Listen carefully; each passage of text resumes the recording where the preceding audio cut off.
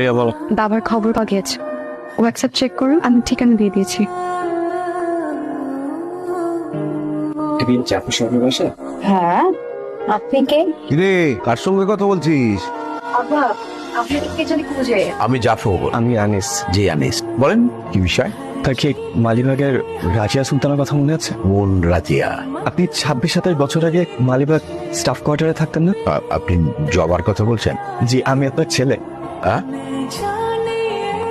কি উদ্দেশ্যে এত বছর পর তুমি আমার সামনে এসে হাজির হয়েছো? আমার উত্তরাধিকার হতে সয় সম্পত্তির মধ্যে ভাগ বসাতে এসব হবে না। আমার এখন একটা পরিবার আছে, যত তুমি এখন যাও। ভয় নাই, আমি আপনার সম্পত্তি নিতে আসি নাই। আপনার জন্য দেখতে আসছিলাম যে বাবা জিনিসটা কেমন, বাবা তিতা নাকি বাবা মিঠা, বাবার গায়ের গন্ধটা কেমন। আমি এখানে কেন আসছিলাম জানেন? সামনে আমার বিয়ে। আমি 27টা বছর যে বাবাটারে খুঁজছি সে না, আপনি কেউ না। ভালো থাকবেন।